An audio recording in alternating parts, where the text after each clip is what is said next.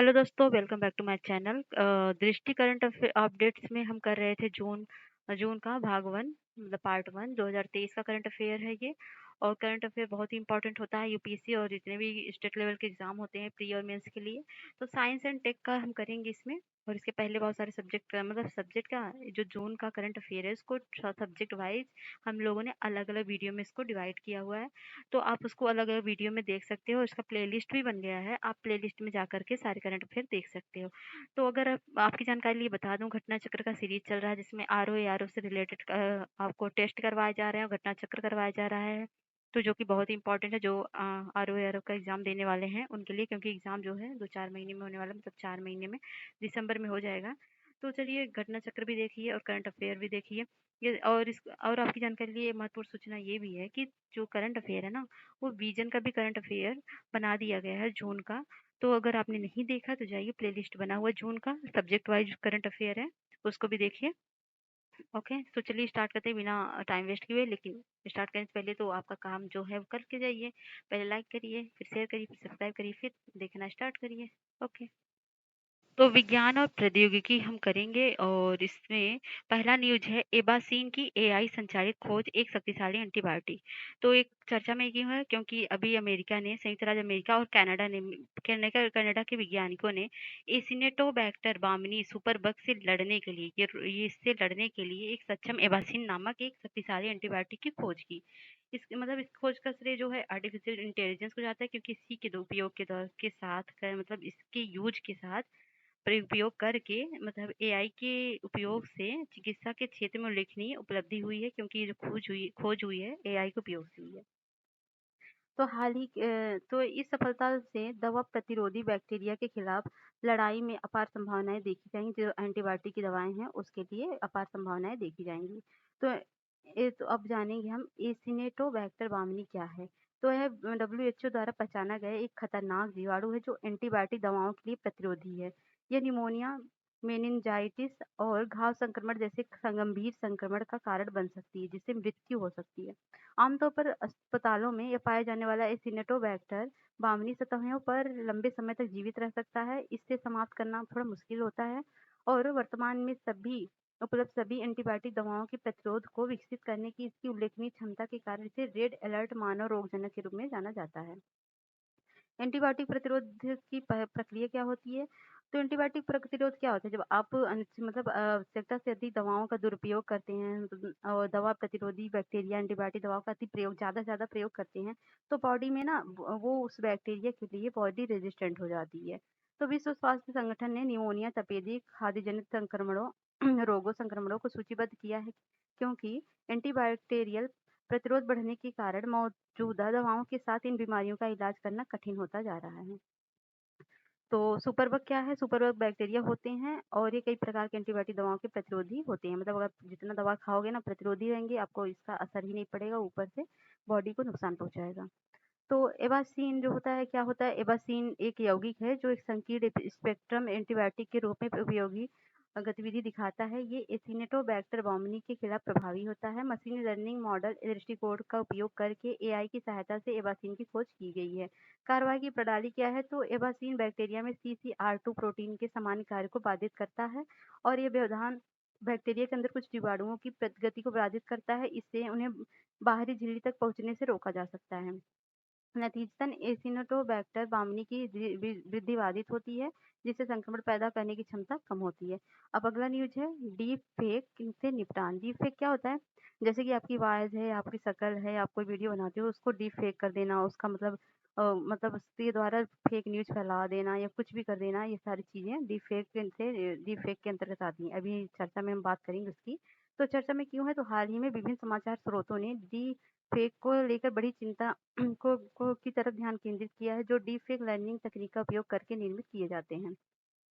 Deep fake वास्तविकता को विकृत करने और सार्वजनिक धारणा में हेरफेर करने की क्षमता होती है। वे विभिन्न क्षेत्रों में भी संभावना रखते हैं। इस तकनीक का उपयोग प्रबंधन तथा समाज में पड़ने वाली चुनौतियां मतलब प्रभाव बहुत सारी होते हैं। तो डीप फेक टेक्नोलॉजी क्या होता है? डीप फेक तकनीकी शक्तिशाली कंप्यूटर और शिक्षा का उपयोग करके वीडियो, छवियों और ऑडियो में हेर-फेर करने की एक विधि है, जो डीप लर्निंग, डीप सिंथेसिस का हिस्सा है। तो डीप सिंथेसिस को आभासी दृश्य मतलब आभासी मतलब झूठा दृश्य बनाने के लिए चित्र, ऑडियो और वीडियो उत्पन्न करने के लिए शिक्षा एवं संवर्धित वास्तविकता सहित प्रौद्योगिकी उपयोग के रूप में परिभाषित किया गया है। इसका उपयोग फर्जी खबरें उत्पन्न करने और अन्य अवैध कामों के बीच वित्तीय धोखाधड़ी करने के लिए किया जाता है। ये पहले मौजूदा वीडियो, चित्र या ऑडियो ऑडियो एवं पर डिजिटल संप्रेषण द्वारा साइबर अपराधी इसके लिए कृत्रिम बुद्धिमत्ता तकनीक का इस्तेमाल करते हैं। मतलब साइबर अपराधी इसका उपयोग करते हैं। तो झूठे वीडियो वगैरह इसके द्वारा बनाए जाते हैं, किसी का फेस यूज़ करके। डीप लर्निंग एप्लीकेशन का उपयोग क्या होता है? डीप लर्निंग ने तकनीकी प्रगति को सकारात्मक रूप से सक्षम किया है, जैसे खोई हुई आवाज़ों को बहाल करना और ऐतिहासिक कृतियों का पुनर्निर्माण करना। तो ये सारी चीज़ें हैं और अस्थिर परिणाम और अनैतिक चिंताएँ क्या है डीप फेक की? तो दुर्भावनापूर्ण उद्देश्यों के लिए नियोजित किया गया है, जिससे अश्लील चित्र बनाना और फेशियल रिकॉग्निशन प्रणाली को हैक करना शामिल है। यह मीडिया के प्रति भरोसे को कम करता है और तथ्य एवं कल्पना के बीच के अंतर को अस्पष्ट करता है कि क्या सही है क्या गलत है। इस तरह से ये मॉडिफाइड कर देता है कि पता ही नहीं चलता है। डीप फेक द्वारा गलत तरीके से प्रचारित सूचना को सच माना जा सकता है, जिससे सामाजिक अशांति उत्पन्न हो सकती है। डीप फेक से निपटने हेतु भारत के क्या रुख है? तो भारत में डीप फेक तकनीक के उपयोग के प्रतिबंधित विनियमित करने का विशिष्ट कानून या नियम नहीं है। प्रॉब्लम ये है। और सूचना प्रौद्योगिकी अधिनियम 2000 की धारा 67 ए के जैसे मौजूदा कानूनों में ऐसे प्रावधान हैं जो डीप फेक के कुछ पहलुओं पर लागू हो सकते हैं। जैसे मानहानि, जैसे आपका कोई डीप फेक वगैरह दिया है तो आप मानहानि का केस लगा सकते हैं ये। भारतीय दंड संहिता 1860 की धारा 500 मानहानि के लिए सजा का प्रावधान करती है। यह व्यक्तिगत डेटा संरक्षण विधेयक पारित हो जाता है तो इससे व्यक्तिगत डेटा के दुरुपयोग के खिलाफ कुछ सुरक्षा प्राप्त हो सकती है। निजता, सामाजिक स्थिरता, राष्ट्रीय सुरक्षा और लोकतंत्र के लिए संभावित निहितार्थों पर विचार करते हुए भारत को विशेष रूप से डीफेक को लक्षित करने के लिए एक व्यापक कानूनी ढांचा विकसित करने की आवश्यकता है। ये वे फॉरवर्ड में आप लिख सकते हो। ठीक है, डीप फेक से निपटने के लिए अन्य देशों द्वारा किए जा रहे प्रयास हैं। तो यूरोपियन संघ ने डीप फेक के माध्यम से सूचना के प्रसार को रोकने के लिए 2018 में शुरू की गई गलत सूचना अभ्यास अभ्यास संहिता को उद्यमित किया है। और संयुक्त राज्य अमेरिका भी है, द्वितीय डीप फेक टास्क फोर्स। और डीप फेक से निपटने के लिए चीन ने भी अपना कमर कस लिया है। और आगे की राह क्या हो सकती है? AI powered social media fact checking जैसे सोशल मीडिया प्लेटफॉर्म को एआई संचालित एल्गोरिदम और करोड़ों में निवेश करने के लिए प्रोत्साहित करना, ताकि सूचनाओं के विषय में स्वचालित रूप से पता लगाया जा सके। और तथ्यों की जांच करने वाले संगठन की सहभागिता को बढ़ाना चाहिए। और ब्लॉकचेन आधारित डीप फेक सत्यापन करना चाहिए। और डीप फेक प्रभाव समन नीति मतलब डीप फेक से प्रभावित व्यक्तियों को संगठनों को मदद हेतु फंड स्थापित करना चाहिए, जो इसका शिकार उनके लिए कुछ फंडिंग हो सके। डीप फेक जवाबदेहिता अधिनियम है, जिसे डीएए कहते हैं, deep fake accountability. Deep fake से उत्पन्न चुनौतियों का समाधान करने और उनके निर्माण, वितरण एवं नियंत्रण में जवाबदेहिता सुनिश्चित करने के उद्देश्य से डीए का पेश किया गया है। सजा और जन जागरूकता अभियान भी है। डीप फेक के प्रसार हेतु वैज्ञानिक और डिजिटल डोमेन में जन जागरूकता तथा साक्षरता महत्वपूर्ण है। और अब बात करेंगे प्री डायबिटीज जांच की। तो प्री डायबिटीज मतलब डायबिटीज होने से पहले बहुत सारे लोग ऐसे होते हैं जिनको डायबिटीज प्री डायबिटीज होता है, मतलब डायबिटीज के पहले से ही सिंबल होते हैं, जो बाद में 4-5 साल में और डायबिटीज में कन्वर्ट हो जाती है। तो क्या है? तो भारतीय आयुर्विज्ञान संस्थान मतलब Indian council of medical research द्वारा वित्तपोषित माध्यम के अनुसार 5 स्वस्थ व्यक्तियों में से प्री डायबिटिक का ग्लूकोज चयापचय होता है। शोधकर्ताओं ने प्री डायबिटीज का पता लगाने के लिए कंटीन्यूअस ग्लूकोज मॉनिटर्स मतलब सीजीएम का उपयोग किया है। निरंतर ग्लूकोज मॉनिटरिंग पूरे दिन और रात स्वचालित रूप से रक्त ग्लूकोज के स्तर को ट्रैक करती है, जो भोजन, शारीरिक गतिविधियों और दवाओं के संतुलन के बारे में अधिक सूचित निर्णय लेने में मदद करती है। इससे पता चलता है कि प्री डायबिटीज है कि नहीं। अध्ययन की मुख्य विशेषताएं क्या है? भारत में 101 मिलियन मतलब 11.4% लोग डायबिटीज मधुमेह में और 136 मिलियन 15.3% लोग प्री डायबिटीज हैं। तो जब प्री डायबिटीज के प्रचलन की बात आती है तो लगभग कोई ग्रामीण और शहरी विभाजन नहीं है, मतलब ये कहीं भी किसी को भी होता है। तो रूपांतरण क्या होता है? भारत में प्री डायबिटीज से डायबिटीज में परिवर्तन बहुत तेजी से हो रहा है। तो प्री डायबिटीज से पीड़ित 60% से अधिक लोग अगले 5 वर्ष में डायबिटीज में परिवर्तित हो सकते हैं। इसके अतिरिक्त भारत की लगभग 70% आबादी ग्रामीण क्षेत्रों में रहती है। अतः यदि मधुमेह की व्यापकता 0.5 से लेकर 1% तक के बीच बढ़ती है तो इसके रोगियों की संख्या काफी बड़ी होगी। तो सुझाव क्या है? प्री डायबिटीज ट्रैकिंग करनी चाहिए, मतलब इस तरह जांच करके उन लोगों को पता लगाना चाहिए, इलाज करवाना चाहिए। ओरल ग्लूकोज टॉलरेंस टेस्ट होना चाहिए।